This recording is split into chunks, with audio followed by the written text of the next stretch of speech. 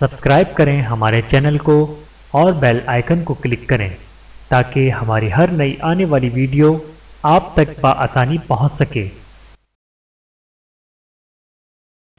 بسم اللہ الرحمن الرحیم۔ سیرت النبی صلی اللہ علیہ وآلہ وسلم۔ بدر کی طرف روانگی۔ روحا کے مقام پر آپ صلی اللہ علیہ وآلہ وسلم نے لشکر کو گننے کا حکم دیا۔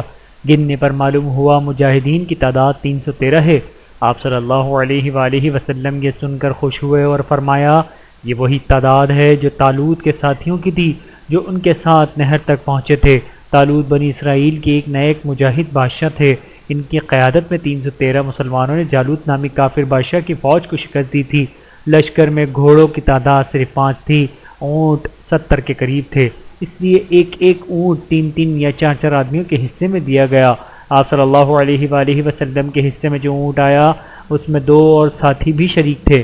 آپ صلی اللہ علیہ وآلہ وسلم بھی اس اونٹ پر اپنی باری کے حساب سے سوار ہوتے اور ساتھیوں کی باری پر انہیں سوار ہونے کا حکم فرماتے۔ اگرچہ وہ اپنی باری بھی آپ صلی اللہ علیہ وآلہ وسلم کو دینے کی خواہش داری ظاہر کرتے، وہ کہتے، اے اللہ کے رسول، آپ سوار رہیں، ہم پیدل چل لیں گے۔ جواب میں آپ صلی اللہ علیہ وآلہ وسلم فرماتے، تم دونوں پیدل چلنے میں مجھ سے زیادہ مضبوط نہیں ہو اور نہ میں تمہارے مقابلے میں اس کی رحمت سے بے نیاز ہوں، یعنی میں بھی تم دونوں کی طرح اجر کا خواہش مند ہوں۔ روحا کے مقام پر ایک اونٹ تھک کر بیٹھ گیا۔ آپ صلی اللہ علیہ وآلہ وسلم پاس سے گزرے تو پتہ چلا اونٹ تھک کر بیٹھ گیا ہے اور اٹھ نہیں رہا۔ آپ صلی اللہ علیہ وآلہ وسلم نے کچھ پانی لیا، اس سے کلی والا پانی اونٹ والے کے برتن میں ڈالا اور اس کے منہ میں ڈال دیا۔ اونٹ فوراً اٹھ کھڑا ہوا اور پھر اس قدر تیز چلا کہ لشکر کے ساتھ جا ملا، اس پر تھکاوٹ کے کوئی آثار باقی نہ رہے۔ اس غزوے کے موقع پر حضور اکرم صلی اللہ علیہ وآلہ وسلم نے حضرت عثمان کو مدینہ منورہ میں ہی ٹھہرنے کا حکم فرمایا۔ وجہ اس کی یہ تھی کہ ان کی زوجہ محترمہ اور آپ صلی اللہ علیہ وآلہ وسلم کی بیٹی سیدہ رقیہ رضی اللہ تعالیٰ عنہا بیمار تھیں۔ آپ صلی اللہ علیہ وآلہ وسلم نے حضرت عثمان سے فرمایا، تمہیں یہاں ٹھہرنے کا بھی اجر ملے گا اور جہاد کرنے کا اجر بھی ملے گا۔ اس موقع پر آپ صلی اللہ علیہ وآلہ وسلم نے مدینہ منورہ میں حضرت ابو لبابہ رضی اللہ تعالیٰ عنہ کو بھی اپنا قائم مقام بنایا۔ طلحہ بن عبید اور سعید بن زید رضی اللہ عنہم کو جاسوسی کی ذمہ داری سونپی تاکہ یہ دونوں لشکر سے آگے جا کر قریش کے تجارتی قافلے کی خبر لائیں۔ نبی کریم صلی اللہ علیہ وآلہ وسلم نے انہیں مدینہ منورہ ہی سے روانہ فرما دیا تھا۔ روحہ کے مقام سے اسلامی لشکر آگے روانہ ہوا۔ عرق زبر کے مقام پر ایک دیہاتی ملا، اس سے دشمن کے بارے میں کچھ معلوم نہ ہو سکا۔ اب لشکر پھر آگے بڑھا، اس طرح اسلامی لشکر زعفران کی وادی میں پہنچ گیا۔ اس جگہ آپ صلی اللہ علیہ وآلہ وسلم کو اطلاع ملی کہ قریش مکہ ایک لشکر لے کر اپنے قافلے کو بچانے کے لیے مکہ سے کوچ کر چکے ہیں۔ آپ صلی اللہ علیہ وآلہ وسلم نے یہ اطلاع ملنے پر تمام لشکر کو ایک جگہ جمع فرمایا اور ان سے مشورہ کیا، کیونکہ مدینہ منورہ سے مسلمان صرف ایک تجارتی قافلے کو روکنے کے لیے روانہ ہوئے تھے، کسی باقاعدہ لشکر کے مقابلے کے لیے نہیں نکلے تھے۔ اس پر صحابہ کرام رضی اللہ عنہم نے باری باری اپنی رائے دی۔ حضرت مقدار رضی اللہ تعالیٰ عنہ نے عرض کیا، اے اللہ کے رسول، آپ کو اللہ تعالیٰ نے جو حکم فرمایا ہے اس کے مطابق عمل فرمائیے، ہم آپ کے ساتھ ہیں۔ اللہ کی قسم ہم اس طرح نہیں کہیں گے کہ جس طرح موسیٰ علیہ السلام کو بنی اسرائیل نے کہا تھا کہ آپ اور آپ کا رب جا کر لڑ لیجئے، ہم تو یہیں بیٹھے ہیں، بلکہ ہم تو یہ کہتے ہیں کہ ہم آپ کے ساتھ ہیں، ہم آپ کے پیچھے اور دائیں بائیں لڑیں گے، آخر دم تک لڑیں گے۔ حضرت مقدار رضی اللہ تعالیٰ عنہ کی تقریر سن کر آپ صلی اللہ علیہ وآلہ وسلم کا چہرہ خوشی سے چمکنے لگا۔ آپ صلی اللہ علیہ وآلہ وسلم مسکرانے لگے۔ حضرت مقدار رضی اللہ تعالیٰ عنہ کو دعا دی۔ حضرت ابوبکر صدیق اور حضرت عمر فاروق رضی اللہ تعالیٰ عنہم نے بھی تقاریر کی۔ ان کی تقاریر کے بعد نبی کریم صلی اللہ علیہ وآلہ وسلم نے انصاری حضرات کی طرف دیکھا، کیونکہ ابھی تک ان میں سے کوئی کھڑا نہیں ہوا تھا۔ اب انصاری بھی آپ صلی اللہ علیہ وآلہ وسلم کا اشارہ سمجھ گئے، چنانچہ حضرت سعد بن معاذ رضی اللہ تعالیٰ عنہ اٹھے اور عرض کیا، اے اللہ کے رسول، شاید آپ کا اشارہ ہماری طرف ہے تو عرض ہے کہ ہم ایمان لا چکے ہیں، آپ کی تصدیق کر چکے ہیں اور گواہی دے چکے ہیں، ہم ہر حال میں آپ کا حکم مانیں گے، فرما برداری کریں گے۔ ان کی تقریر سن کر آپ صلی اللہ علیہ وآلہ وسلم کے چہرے پر خوشی کے آثار ظاہر ہوئے، چنانچہ آپ صلی اللہ علیہ وآلہ وسلم نے فرمایا، اب اٹھو، کوچ کرو، تمہارے لیے خوشخبری ہے، اللہ تعالیٰ نے مجھ سے وعدہ فرمایا ہے کہ وہ ہمیں فتح دے گا۔ زفران کی وادی سے روانہ ہو کر آپ صلی اللہ علیہ وآلہ وسلم بدر کے مقام پر پہنچے۔ اس وقت تک قریشی لشکر بھی بدر کے قریب پہنچ چکا تھا۔ آپ صلی اللہ علیہ وآلہ وسلم نے حضرت علی کو قریش کے لشکر کی خبریں معلوم کرنے کے لیے بھیجا۔ انہیں 2 ماشکی پانی بھرنے والے ملے، وہ قریشی لشکر کے ماشکی تھے۔ ان دونوں سے لشکر کے بارے میں کافی معلومات حاصل ہوئیں۔ انہوں نے لشکر میں شامل بڑے بڑے سرداروں کے نام بھی بتا دیے۔ اس پر حضور نبی کریم صلی اللہ علیہ وآلہ وسلم نے اپنے صحابہ سے فرمایا، مکے نے اپنا دل اور جگر نکال کر تمہارے مقابلے کے لیے بھیجے ہیں، یعنی اپنے تمام معزز اور بڑے بڑے لوگ بھیج دیے ہیں۔ اس دوران ابو سفیان قافلے کا راستہ بدل چکے تھے اور اس طرح ان کا قافلہ بچ گیا، جبکہ اس قافلے کو بچانے کے لیے جو لشکر آیا تھا اس سے اسلامی لشکر کا آمنا سامنا ہو گیا۔ ادھر ابو سفیان نے جب دیکھا کہ قافلہ تو اب بچ گیا ہے، اس لیے انہوں نے ابو جہل کو پیغام بھیجا کہ واپس مکے کی طرف لوٹ چلو، کیونکہ ہم اسلامی لشکر سے بچ کر نکل آئے ہیں۔ لیکن ابو جہل نے واپس جانے سے انکار کر دیا۔ قریشی لشکر نے بدر کے مقام پر اس جگہ پڑاؤ ڈالا جس جگہ پانی نزدیک ہی تھا۔ دوسری طرف اسلامی لشکر نے جس جگہ پڑاؤ ڈالا پانی وہاں سے فاصلے پر تھا۔ اس سے مسلمانوں کو کافی پریشانی ہوئی۔ تب اللہ تعالی نے وہاں بارش برسا دی اور ان کی پانی کی تکلیف رفع ہو گئی، جبکہ اسی بارش کی وجہ سے کافر پریشان ہوئے، وہ اپنے پڑاؤ سے نکلنے کے قابل نہ رہے۔ مطلب یہ کہ بارش مسلمانوں کے لیے رحمت اور کافروں کے لیے رحمت ثابت ہوئی۔ صبح ہوئی تو اللہ تعالیٰ کے رسول صلی اللہ علیہ وآلہ وسلم نے اعلان فرمایا، لوگو نماز کے لیے تیار ہو جاؤ۔ چنانچہ صبح کی نماز ادا کی گئی۔ پھر آپ صلی اللہ علیہ وآلہ وسلم نے صحابہ کرام رضی اللہ عنہم کو خطبہ دیا۔ آپ صلی اللہ علیہ وآلہ وسلم نے ارشاد فرمایا، میں تمہیں ایسی بات کے لیے ابھارتا ہوں جس کے لیے تمہیں اللہ نے ابھارا ہے۔ تنگی اور سختی کے موقع پر صبر کرنے سے اللہ تعالیٰ تمام تکالیف سے بچا لیتا ہے اور تمام غموں سے نجات عطا فرماتا ہے۔ اب آپ صلی اللہ علیہ وآلہ وسلم لشکر کو لے کر آگے بڑھے اور قریش سے پہلے پانی کے قریب پہنچ گئے۔ مقام بدر پر پانی کے چشمہ تھا۔ آپ صلی اللہ علیہ وآلہ وسلم کو وہاں رکتے دیکھ کر حضرت خباب نے عرض کیا، اے اللہ کے رسول، قیام کے لیے یہ جگہ مناسب نہیں ہے، میں اس علاقے سے بہت اچھی طرح واقف ہوں، آپ وہاں پڑاؤ ڈالیں جو دشمن کے پانی کے قریب ترین ہو، ہم وہاں ایک حوض بنا کر پانی اس میں جمع کر لیں گے، اس طرح ہمارے پاس پینے کا پانی ہوگا، ہم پانی کے دوسرے گڑھے اور چشمے پاٹ دیں گے، اس طرح دشمن کو پانی نہیں ملے گا۔ آپ صلی اللہ علیہ وآلہ وسلم نے ان کی رائے کو بہت پسند فرمایا۔ ایک روایت کے مطابق اسی وقت حضرت جبرائیل علیہ السلام اللہ تعالیٰ کا پیغام لائے اور بتایا کہ حضرت خباب کی رائے بہت عمدہ ہے۔ اس رائے کے بعد آپ صلی اللہ علیہ وآلہ وسلم لشکر کو لے کر آگے بڑھے اور اس چشمے پر آ گئے جو اس جگہ سے قریب ترین تھا جہاں قریش نے پڑاؤ ڈالا تھا۔ مسلمانوں نے یہاں قیام کیا اور آپ صلی اللہ علیہ وآلہ وسلم نے انہیں دوسرے گڑھے بھرنے کا حکم دیا۔ میدان بدر میں پھر نبی کریم صلی اللہ علیہ وآلہ وسلم نے اس کچے کنویں پر ایک حوض بنوایا جہاں اسلامی لشکر نے پڑاؤ ڈالا تھا۔ آپ صلی اللہ علیہ وآلہ وسلم نے اس میں پانی بھروایا اور ڈول ڈلوا دیے۔ اس طرح حضرت خباب کے مشورے پر عمل ہوا۔ اس کے بعد سے حضرت خباب کو ذرائع کہا جانے لگا۔ اس موقع پر حضرت سعد بن معاذ نے آپ صلی اللہ علیہ وآلہ وسلم سے عرض کیا، اے اللہ کے رسول، کیوں نہ ہم آپ کے لیے ایک عریش بنا دیں؟ عریش کھجور کی شاخوں اور پتوں کا ایک سائبان ہوتا ہے، آپ اس پر تشریف رکھیں، اس کے پاس آپ کی سواریاں تیار رہیں اور ہم دشمن سے جا کر مقابلہ کریں۔ نبی کریم صلی اللہ علیہ وآلہ وسلم نے ان کا مشورہ قبول فرمایا۔ چنانچہ آپ صلی اللہ علیہ وآلہ وسلم کے لیے سائبان بنایا گیا۔ یہ ایک اونچے ٹیلے پر بنایا گیا تھا۔ اس جگہ سے آپ صلی اللہ علیہ وآلہ وسلم پورے میدان جنگ کا معائنہ فرما سکتے تھے۔ حضور اکرم صلی اللہ علیہ وآلہ وسلم نے وہیں قیام فرمایا۔ صحابہ رضی اللہ عنہم نے پوچھا، آپ کے ساتھ یہاں کون رہے گا تاکہ مشرکوں میں سے کوئی آپ کے قریب نہ آ سکے؟ حضرت علی رضی اللہ تعالیٰ عنہ کہتے ہیں، اللہ کی قسم، یہ سن کر ہم میں سے ابو بکر صدیق آگے بڑھے اور اپنی تلوار کا سایہ آپ صلی اللہ علیہ وآلہ وسلم کے سر پر کرتے ہوئے بولے، جو شخص بھی آپ کی طرف بڑھنے کی جرت کرے گا اسے پہلے اس تلوار سے نمٹنا پڑے گا۔ حضرت ابو بکر صدیق کے ان جرات مندانہ الفاظ کی بنیاد پر حضور نبی کریم صلی اللہ علیہ وآلہ وسلم نے انہیں سب سے بہادر شخص قرار دیا۔ یہ بات جنگ شروع ہونے سے پہلے کی ہے۔ جب جنگ شروع ہوئی تو خود حضرت علی بھی اس صاحبان کے دروازے پر کھڑے تھے اور حضرت سعد بن معاذ بھی انصاری صحابہ کے ایک دستے کے ساتھ وہاں موجود تھے اور حضرت ابوبکر صدیق آپ صلی اللہ علیہ وآلہ وسلم کی حفاظت پر معمور تھے۔ اس طرح صبح ہوئی، پھر قریشی لشکر ریت کے ٹیلے کے پیچھے سے نمودار ہوا۔ اس سے پہلے حضور اکرم صلی اللہ علیہ وآلہ وسلم نے کچھ مشرکوں کے نام لے لے کر فرمایا کہ فلاں اس شخص کا قتل ہوگا، فلاں اس جگہ قتل ہوگا۔ حضرت انس بن مالک رضی اللہ تعالیٰ عنہ فرماتے ہیں کہ جن لوگوں کے نام لے کر حضور اکرم صلی اللہ علیہ وآلہ وسلم نے فرمایا تھا کہ اس جگہ قتل ہوگا، وہ بالکل وہیں قتل ہوئے، ایک انچ بھی ادھر ادھر پڑے نہیں پائے گئے۔ حضور نبی کریم صلی اللہ علیہ وآلہ وسلم نے جب دیکھا کہ قریش کا لشکر لوہے کے لباس پہنے اور ہتھیاروں سے خوب لیس پڑا چلا آ رہا ہے تو اللہ رب العزت سے یوں دعا فرمائی، اے اللہ، یہ قریش کے لوگ، یہ تیرے دشمن اپنے تمام بہادروں کے ساتھ بڑے غرور کے عالم میں تجھ سے جنگ کرنے، یعنی تیرے احکامات کی خلاف ورزی کرنے اور تیرے رسول کو جھٹلانے کے لیے آئے ہیں۔ اے اللہ، آپ نے مجھ سے اپنی مدد اور نصرت کا وعدہ فرمایا ہے، لہٰذا وہ مدد بھیج دے۔ اے اللہ، تو نے مجھ پر کتاب نازل فرمائی ہے اور مجھے ثابت قدم رہنے کا حکم فرمایا ہے، مشرکوں کے اس لشکر پر ہمیں غلبہ عطا فرما۔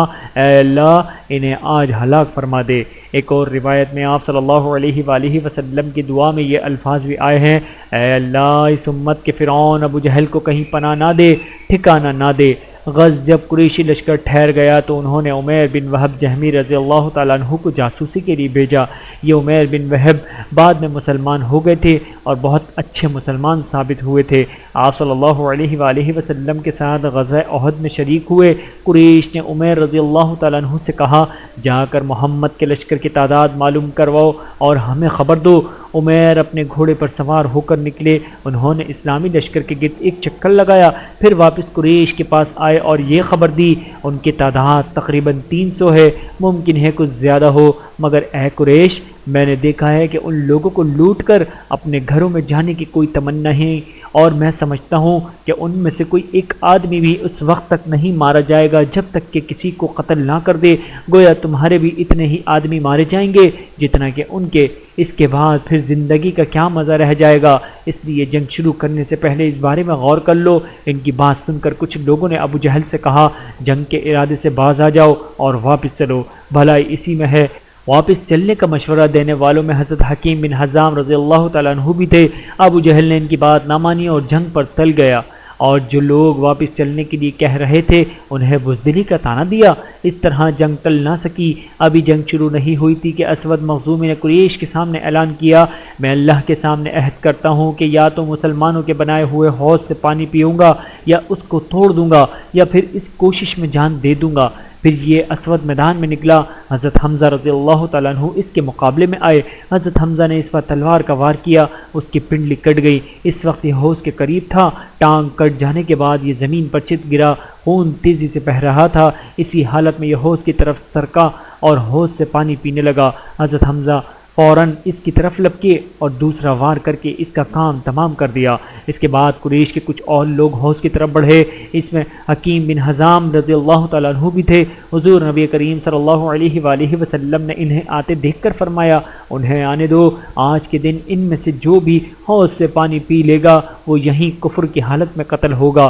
حضرت حکیم بن حزام رضی اللہ تعالیٰ عنہ نے پانی نہیں پیا، یہ قتل ہونے سے بچ گئے اور بعد میں اسلام لائے، بہت اچھے مسلمان ثابت ہوئے۔ اب سب سے پہلے عتبہ، اس کا بھائی شیبہ اور بیٹا ولید میدان میں آگے نکلے اور للکارے، ہم سے مقابلے کے لیے کون آتا ہے؟ اس للکار پر مسلمانوں میں سے 3 انصاری نوجوان نکلے۔ یہ تینوں بھائی تھے، ان کے نام معوذ، معاذ اور عوف رضی اللہ تعالیٰ عنہ تھے۔ ان کی والدہ کا نام معفرہ تھا۔ ان تینوں نوجوانوں کو دیکھ کر عتبہ نے پوچھا، تم کون ہو؟ انہوں نے جواب دیا، ہم انصاری ہیں۔ اس پر عتبہ نے کہا، تم ہمارے برابر کے نہیں، ہمارے مقابلے میں مہاجرین میں سے کسی کو بھیجو، ہم اپنی قوم کے آدمیوں سے مقابلہ کریں گے۔ اس پر نبی کریم صلی اللہ علیہ وآلہ وسلم نے انہیں واپس آنے کا حکم فرمایا۔ یہ تینوں اپنی صفوں میں واپس آ گئے۔ آپ صلی اللہ علیہ وآلہ وسلم نے ان کی تعریف فرمائی اور انہیں شاباش دی۔ اب آپ صلی اللہ علیہ وآلہ وسلم نے حکم فرمایا، اے عبیدہ بن حارث اٹھو، اے حمزہ اٹھو، اے علی اٹھو۔ یہ تینوں فوراً اپنی صفوں سے نکل کر ان تینوں کے سامنے پہنچ گئے۔ ان میں عبیدہ بن حارث رضی اللہ تعالیٰ عنہ زیادہ عمر کے تھے، بوڑھے تھے۔ ان کا مقابلہ عتبہ بن ربیعہ سے ہوا۔ حضرت حمزہ کا مقابلہ شیبہ سے اور حضرت علی کا مقابلہ ولید سے ہوا۔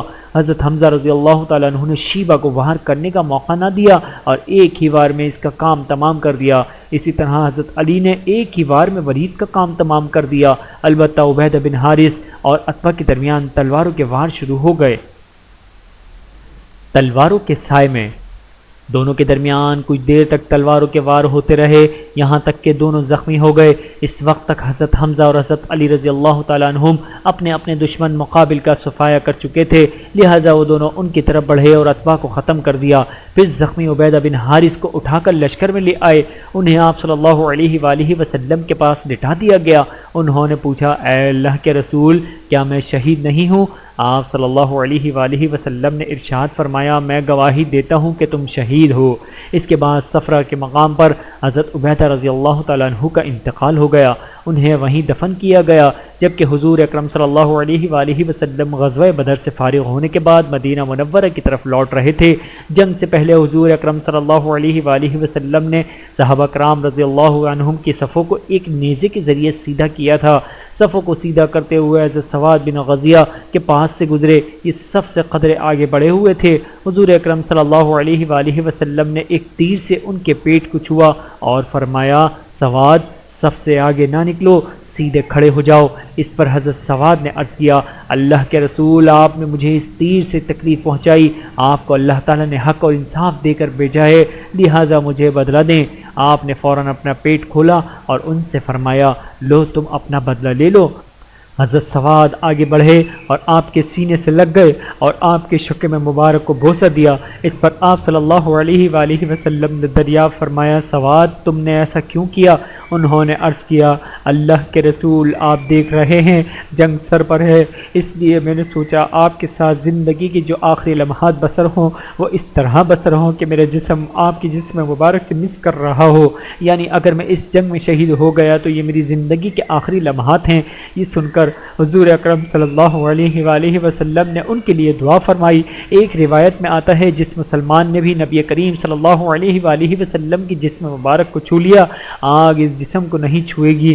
ایک روایت یوں ہے کہ جو چیز بھی حضور اکرم صلی اللہ علیہ وآلہ وسلم کی جسم مبارک کو لگ گئی، آگ اسے نہیں جلائے گی۔ پھر جب حضور اکرم صلی اللہ علیہ وآلہ وسلم نے صفوں کو سیدھا کر دیا تو فرمایا، جب دشمن قریب آ جائے تو انہیں تیروں سے پیچھے ہٹانا اور اپنے تیر اس وقت تک نہ چلاؤ جب تک کہ وہ نزدیک نہ آ جائے، کیونکہ زیادہ فاصلے سے تیر اندازی اکثر بیکار ثابت ہوتی ہے اور تیر ضائع ہوتے رہتے ہیں۔ اسی طرح تلواریں بھی اس وقت تک نہ سوتنا جب تک کہ دشمن بالکل قریب نہ آ جائے۔ اس کے بعد آپ صلی اللہ علیہ وآلہ وسلم نے صحابہ کرام رضی اللہ عنہم کو یہ خطبہ دیا، مصیبت کے وقت صبر کرنے سے اللہ تعالیٰ پریشانیاں دور فرماتے ہیں اور غموں سے نجات عطا فرماتے ہیں۔ پھر آپ صلی اللہ علیہ وآلہ وسلم اپنے صاحبان میں تشریف لے گئے۔ اس وقت حضرت ابوبکر صدیق آپ کے ساتھ تھے۔ صاحبان کے دروازے پر حضرت سعد بن معاذ رضی اللہ تعالیٰ عنہ کچھ انصاری مسلمانوں کے ساتھ ننگی تلواریں لیے کھڑے تھے تاکہ دشمن کو نبی کریم صلی اللہ علیہ وآلہ وسلم کی طرف بڑھنے سے روک سکیں۔ آپ صلی اللہ علیہ وآلہ وسلم کے لیے وہاں سواریاں بھی موجود تھیں تاکہ ضرورت کے وقت آپ سوار ہو سکیں۔ مسلمانوں میں سے سب سے پہلے مجمع رضی اللہ تعالیٰ عنہ آگے بڑھے، یہ حضرت عمر رضی اللہ تعالیٰ عنہ کے غلام تھے۔ عامر بن حضرمی نے انہیں تیر مار کر شہید کر دیا۔ ادھر نبی کریم صلی اللہ علیہ وآلہ وسلم نے اپنے صاحبان میں اللہ تعالیٰ کے حضور سجدے میں گر کر یوں دعا کی، اے اللہ، اگر آج مومنوں کی یہ جماعت ہلاک ہو گئی تو پھر تیری عبادت کرنے والا کوئی نہیں رہے گا۔ پھر حضور اقدس صلی اللہ علیہ وآلہ وسلم اپنے صاحبان سے نکل کر صحابہ کے درمیان تشریف لائے اور انہیں جنگ پر ابھارنے کے لیے فرمایا، قسم ہے اس ذات کی جس کے قبضے میں محمد کی جان ہے، جو شخص بھی آج ان مشرکوں کے مقابلے میں صبر اور ہمت کے ساتھ لڑے گا، ان کے سامنے سینہ تانے جمع رہے گا اور پیٹھ نہیں پھیرے گا، اللہ تعالیٰ اسے جنت میں داخل کرے گا۔ حضرت عمیر بن حمام رضی اللہ تعالیٰ عنہ اس وقت کھجوریں کھا رہے تھے۔ یہ الفاظ سن کر کھجوریں ہاتھ سے گرا دیں اور بولے، واہ واہ، تو میرے اور جنت کے درمیان صرف اتنا فاصلہ ہے کہ ان کافروں میں سے کوئی مجھے قتل کر دے۔ یہ کہتے ہی تلوار سونت کر دشمنوں سے بڑھ گئے اور لڑتے لڑتے شہید ہو گئے۔ حضرت عوف بن افرا نے آپ صلی اللہ علیہ وآلہ وسلم سے پوچھا، اللہ کے رسول، بندے کے کس عمل پر اللہ کو ہنسی آتی ہے، یعنی اس کے کون سے عمل سے اللہ تعالیٰ بہت خوش ہوتے ہیں؟ جواب میں آپ نے ارشاد فرمایا، جب کوئی مجاہد ذرا بختر پہنے بغیر دشمن پر حملہ آور ہو۔ یہ سنتے ہی انہوں نے اپنے جسم پر سے ذرا بختر اتار پھینک دی اور تلوار سوت کر دشمن پر ٹوٹ پڑے، یہاں تک کہ لڑتے لڑتے شہید ہو گئے۔ حضرت معبد بن وہاب رضی اللہ تعالیٰ عنہ دونوں ہاتھوں میں تلوار لے کر جنگ میں شریک ہوئے۔ یہ نبی کریم صلی اللہ علیہ وآلہ وسلم کے ہمزلف تھے۔ یعنی ام المؤمنین حضرت سودا رضی اللہ تعالیٰ عنہ کی بہن کے خاوند تھے۔ جنگ کے دوران حضور نبی کریم صلی اللہ علیہ وآلہ وسلم نے ایک مٹھی کنکریوں کی اٹھائی اور مشرکوں پر پھینک دی۔ ایسا کرنے کے لیے حضور اکرم صلی اللہ علیہ وآلہ وسلم کو جبرائیل علیہ السلام نے کہا تھا۔ کنکریوں کو مٹھی میں پھینکتے وقت حضور اکرم صلی اللہ علیہ وآلہ وسلم نے ارشاد فرمایا، یہ چہرے خراب ہو جائیں۔ ایک روایت کے مطابق یہ الفاظ آئے ہیں، اے اللہ ان کے دلوں کو خوف سے بھر دے، ان کے پاؤں اکھاڑ دے۔ اللہ کے حکم اور حضور نبی کریم صلی اللہ علیہ وآلہ وسلم کی دعا سے کوئی کافر ایسا نہ بچا جس پر وہ کنکریاں نہ گری ہوں۔ ان کنکریوں نے کافروں کو بدحواس کر دیا۔ آخر یہ نتیجہ نکلا کہ وہ شکست کھا کر بھاگ گئے۔ مسلمان ان کا پیچھا کرنے لگے، انہیں قتل اور گرفتار کرنے لگے۔ کنکریوں کی مٹھی کے بارے میں اللہ تعالیٰ نے قرآن کریم میں ارشاد فرمایا، اور اے نبی کنکریوں کی مٹھی آپ نے نہیں بلکہ ہم نے پھینکی تھی۔ سورۃ الانفال آیت نمبر 17۔ حضور نبی کریم صلی اللہ علیہ وآلہ وسلم نے کافروں کی شکست کھا جانے کے بعد اعلان فرمایا، مسلمانوں میں جس نے جس کافر کو مارا ہے اس کا سامان اسی مسلمان کا ہے، اور جس مسلمان نے جس کافر کو گرفتار کیا وہ اسی مسلمان کا قیدی ہے۔ وہ کافر جو بھاگ کر نہ جا سکے انہیں گرفتار کر لیا گیا۔ اس جنگ میں حضرت ابو عبیدہ بن الجراح نے اپنے باپ کو قتل کیا۔ پہلے خود باپ نے بیٹے پر وار کیا تھا، لیکن یہ وار حضرت ابو عبیدہ سے وار سے بچ گئے اور خود اس پر وار کیا جس سے وہ مارا گیا۔ اس پر اللہ تعالیٰ نے یہ آیت نازل فرمائی۔ ترجمہ: جو لوگ اللہ پر اور قیامت کے دن پر پورا ایمان رکھتے ہیں، آپ انہیں نہ دیکھیں گے کہ ایسے شخص سے دوستی رکھتے ہیں جو اللہ اور رسول کے خلاف ہیں، اگرچہ وہ ان کے بیٹے یا بھائی یا خاندان میں سے کیوں نہ ہوں۔ سورۃ المجادلہ آیت نمبر 23۔ اس جنگ میں حضرت عبد الرحمن بن عوف نے امیہ بن خلف اور اس کے بیٹے کو قیدی بنا لیا۔ اسلام سے پہلے مکے میں یہ شخص حضرت عبد الرحمن بن عوف کا دوست رہا تھا، اور یہی وہ امیہ بن خلف تھا جو حضرت بلال رضی اللہ تعالیٰ عنہ پر بے تحاشا ظلم کرتا تھا۔ حضرت عبد الرحمن بن عوف رضی اللہ تعالیٰ عنہ ان دونوں کو لیے میدان جنگ سے گزر رہے تھے کہ حضرت بلال رضی اللہ تعالیٰ عنہ کی نظر امیہ بن خلف پر پڑ گئی۔ کفار کی عبرتناک شکست۔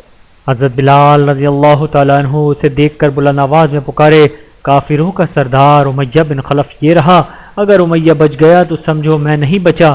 حضرت عبد الرحمن بن عوف رضی اللہ تعالیٰ عنہ کو امیہ اپنے بیٹے کے ساتھ ادھر ادھر بھاگتا نظر آیا تھا۔ حضرت عبد الرحمن بن عوف کے ہاتھ میں کئی زرہیں تھیں، یہ مال غنیمت میدان جنگ سے ملا تھا، لیکن جو ہی انہیں امیہ اور اس کا بیٹا نظر آیا انہوں نے زرہیں گرا دیں اور ان دونوں کو پکڑ لیا۔ اس طرح یہ دونوں اب ان کے قیدی بن گئے۔ یہ انہیں لیے جا رہے تھے کہ حضرت بلال رضی اللہ تعالیٰ عنہ نے انہیں دیکھ لیا اور پکارنے لگے، یہ رہا امیہ بن خلف۔ حضرت بلال کے الفاظ سنتے ہی حضرت عبد الرحمن بن عوف نے کہا، لیکن یہ دونوں اب میرے قیدی ہیں۔ حضرت بلال نے پھر وہی الفاظ کہے، اگر آج امیہ بچ گیا تو سمجھو میں نہیں بچا۔ ساتھ ہی حضرت بلال نے لوگوں کو پکارا، اے انصاریو، اے اللہ کے مددگارو، یہ کافروں کا سردار امیہ بن خلف ہے، اگر یہ بچ گیا تو سمجھو میں نہیں بچا۔ یہ سن کر انصاری ان کی طرف دوڑ پڑے، انہوں نے چاروں طرف سے انہیں گھیر لیا۔ حضرت بلال نے تلوار کھینچ لی اور اس پر وار کیا۔ حضرت عبد الرحمن بن عوف رضی اللہ تعالیٰ عنہ نے امیہ کو بچانے کے لیے اس کے بیٹے کو آگے کر دیا۔ امیہ جاہلیت کے زمانے میں ان کا دوست تھا، اسی دوستی کے ناطے حضرت عبد الرحمن بن عوف اسے قتل ہونے سے بچانا چاہتے تھے۔ ادھر حضرت بلال پر اس کے قتل کی دھن پوری طرح سوار تھی۔ حضرت بلال تلوار امیہ کے بیٹے کو لگی، وہ زخمی ہو کر گرا۔ اسے گرتے دیکھ کر امیہ بھیانک انداز میں چیخا، یہ چیخ حد درجے خوفناک اور ہولناک تھی۔ ساتھ ہی تلواریں بلند ہوئیں اور امیہ کے جسم میں اتر گئیں۔ امیہ کو بچانے کے سلسلے میں حضرت عبد الرحمن بن عوف خود بھی معمولی سے زخمی ہوئے۔ وہ کہا کرتے تھے، اللہ تعالیٰ بلال پر رحم فرمائے، میرے حصے میں نہ زرہیں آئیں نہ قیدی۔ ایسے میں حضور اکرم صلی اللہ علیہ وآلہ وسلم نے دریافت فرمایا، کسی کو نوفل بن خالد کا بھی پتہ ہے؟ جواب میں حضرت علی رضی اللہ تعالیٰ عنہ نے عرض کیا، اللہ کے رسول، اسے میں نے قتل کیا ہے۔ یہ سن کر آپ صلی اللہ علیہ وآلہ وسلم نے ارشاد فرمایا، اللہ اکبر، اللہ کا شکر ہے جس نے اس شخص کے بارے میں میری دعا قبول فرمائی۔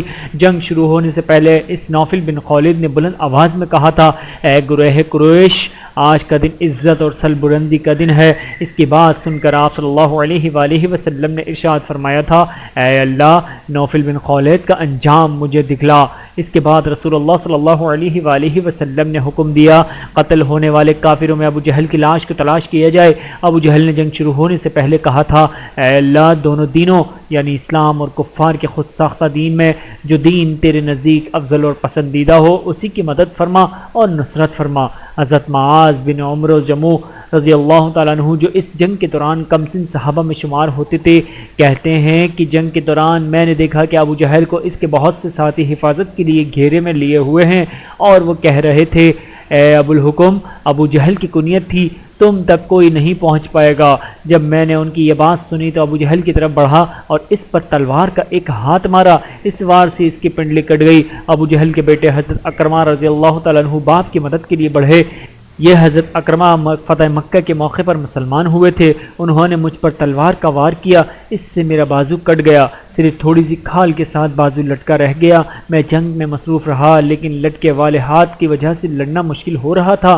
میں تمام دن لڑتا رہا اور وہ بازو لٹکتا رہا۔ آخر جب اس کی وجہ سے رکاوٹ ہونے لگی تو میں نے اپنا پاؤں اس پر رکھ کر جھٹکا دیا، اس سے وہ کھال بھی کٹ گئی۔ میں نے اپنے بازو کو اٹھا کر پھینک دیا۔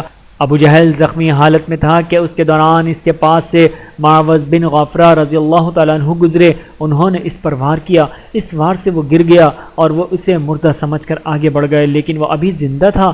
حضرت معوذ رضی اللہ تعالیٰ عنہ جنگ کرتے آگے بڑھتے چلے گئے یہاں تک کہ شہید ہو گئے۔ اتنے میں زخموں سے چور ابو جہل کے پاس حضرت عبداللہ بن مسعود کا گزر ہوا، انہوں نے اپنا پیر اس کی گردن پر رکھ کر کہا اے خدا کے دشمن، کیا تجھے خدا نے رسوا نہیں کر دیا؟ اس کے بعد حضرت عبداللہ بن مسعود نے اس کا سر تن سے جدا کر دیا۔ پھر حضور نبی کریم صلی اللہ علیہ وآلہ وسلم کی خدمت میں حاضر ہوئے اور عرض کیا اے اللہ کے رسول، میں نے ابو جہل کو قتل کیا ہے۔ آپ صلی اللہ علیہ وآلہ وسلم نے فرمایا برتری اسے ذات باری تعالیٰ کے لیے ہے جس کے سوا کوئی معبود نہیں۔ آپ صلی اللہ علیہ وآلہ وسلم نے یہ کلمہ 3 بار فرمایا۔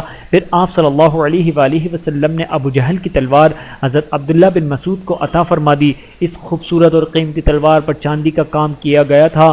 بدر کی جنگ میں اللہ تعالیٰ نے فرشتوں کے ذریعے بھی مدد فرمائی تھی۔ اس روز حضرت زبیر بن عوام رضی اللہ تعالیٰ عنہ نے نہایت سرفروشی سے جنگ کی، ان کے جسم پر بہت بڑے بڑے زخم آئے۔ اس جنگ میں حضرت عکاشہ بن محسن رضی اللہ تعالیٰ عنہ کی تلوار لڑتے لڑتے ٹوٹ گئی تو آن حضرت صلی اللہ علیہ وآلہ وسلم نے انہیں کھجور کی ایک چھڑی عنایت فرمائی۔ وہ چھڑی ان کے ہاتھ میں آتے ہی معجزاتی طور پر ایک چمکدار تلوار بن گئی۔ حضرت عکاشہ اس تلوار سے لڑتے رہے یہاں تک کہ اللہ تعالیٰ نے مسلمانوں کو فتح عطا فرمائی۔ اس تلوار کا نام عون رکھا گیا۔ یہ تلوار تمام غزوات میں حضرت عکاشہ کے پاس رہی اور اسی تلوار سے وہ جنگ کیا کرتے تھے۔ ان کے انتقال کے بعد یہ تلوار ان کی اولاد کو وراثت میں ملتی رہی، ایک سے دوسرے کے پاس پہنچتی رہی۔ اسی طرح حضرت سلمہ بن اسلم کی تلوار بھی ٹوٹ گئی تھی۔ حضور اکرم صلی اللہ علیہ وآلہ وسلم نے انہیں کھجور کی جڑ عطا عنایت فرمائی اور فرمایا اس سے لڑو۔ انہوں نے جو ہی اس جڑ کو ہاتھ میں لیا وہ ایک نہایت بہترین تلوار بن گئی اور اس غزوہ کے بعد ان کے پاس رہی۔ حضرت خبیب بن عبد الرحمن بیان کرتے ہیں کہ ایک کافر نے میرے دادا پر تلوار کا وار کیا، اس وار میں ان کی ایک پسلی الگ ہو گئی۔ حضور اکرم صلی اللہ علیہ وآلہ وسلم نے لعاب دہن لگا کر ٹوٹی پسلی اس کی جگہ رکھ دی، وہ پسلی اپنی جگہ پر اسی طرح جم گئی جیسے ٹوٹی ہی نہیں تھی۔ حضرت رفاع بن مالک رضی اللہ تعالیٰ عنہ کہتے ہیں کہ ایک تیر میری آنکھ میں آ کر لگا، میری آنکھ پھوٹ گئی۔ میں اسی حالت میں حضور اکرم صلی اللہ علیہ وآلہ وسلم کی خدمت میں حاضر ہوا۔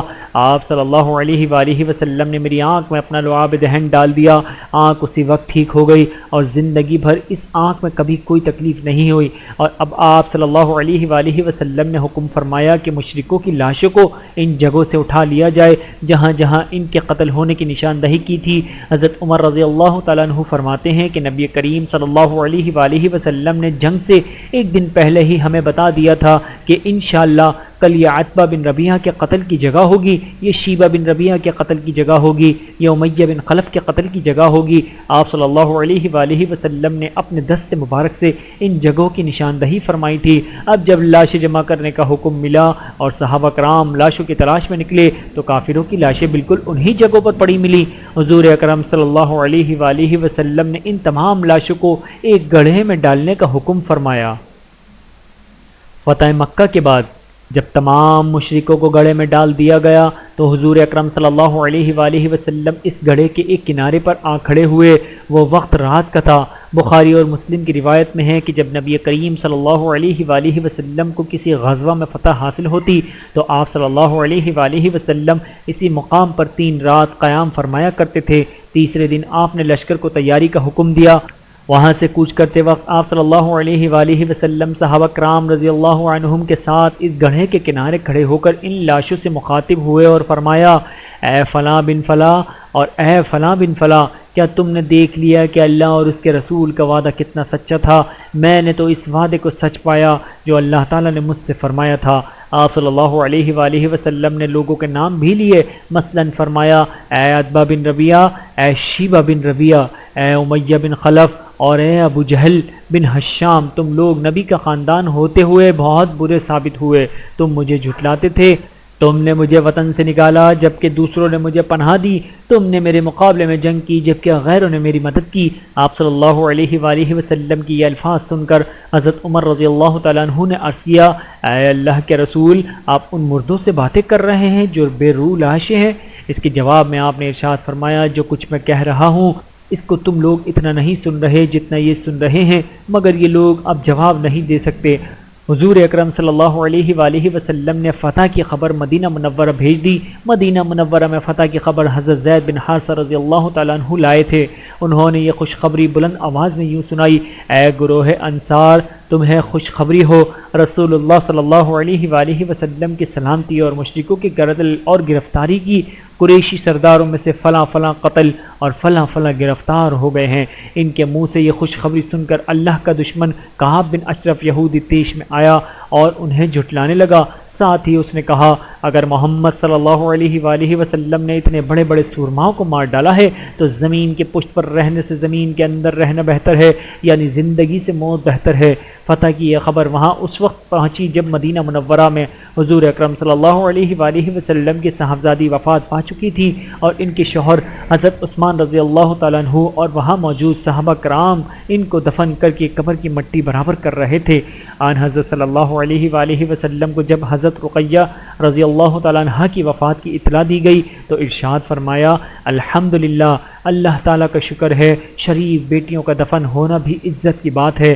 فتح کی خبر سن کر ایک منافق بولا، اصل بات یہ ہے کہ تمہارے ساتھی شکست کھا کر تتر بتر ہو گئے ہیں اور اب وہ کبھی ایک جگہ جمع نہیں ہو سکیں گے۔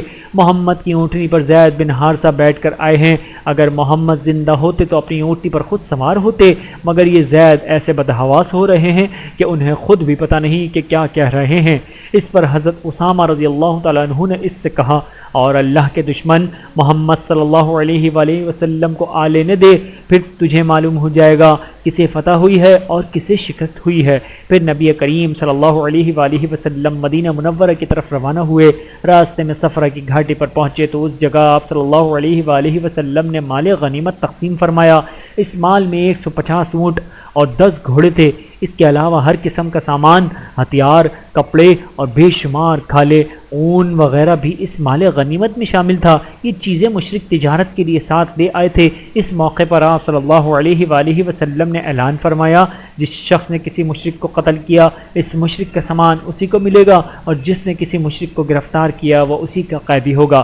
آپ صلی اللہ علیہ وآلہ وسلم نے اس مال میں سے ان لوگوں کے بھی حصے نکالے جو غزوہ بدر میں حاضر نہیں ہو سکے تھے۔ یہ وہ لوگ تھے جنہیں خود آن حضرت صلی اللہ علیہ وآلہ وسلم نے کسی وجہ سے جنگ میں حصہ لینے سے منع کر دیا تھا، جیسے کہ حضرت عثمان رضی اللہ تعالیٰ عنہ کو جنگ میں حصہ لینے سے روک دیا گیا تھا کیونکہ حضرت رقیہ رضی اللہ تعالیٰ عنہ بہت بیمار تھی اور خود عثمان رضی اللہ تعالیٰ عنہ کو بھی ان دنوں چچک نکلی ہوئی تھی۔ اس لیے آپ صلی اللہ علیہ وآلہ وسلم نے حضرت عثمان کو اصحاب بدر میں شمار فرمایا۔ اسی طرح حضرت ابو لبابہ رضی اللہ تعالیٰ عنہ تھے، انہیں خود آپ صلی اللہ علیہ وآلہ وسلم نے مدینہ والوں کے پاس بطور محافظ چھوڑا تھا، اور حضرت عاصم بن عدی کو آپ صلی اللہ علیہ وآلہ وسلم نے قبا اور عالیہ والوں کے پاس چھوڑا تھا۔ اسی طرح حضور اکرم صلی اللہ علیہ وآلہ وسلم نے ان لوگوں کا بھی حصہ نکالا جنہیں جاسوسی کی غرض سے بھیجا گیا تھا تاکہ وہ دشمن کی خبریں لائیں۔ یہ لوگ اس وقت تک واپس لوٹے تھے جب جنگ ختم ہو چکی تھی۔ اسی مقام پر آپ صلی اللہ علیہ وآلہ وسلم نے قریش کے قیدیوں میں سے نضر بن حارث کو قتل کرنے کا حکم فرمایا۔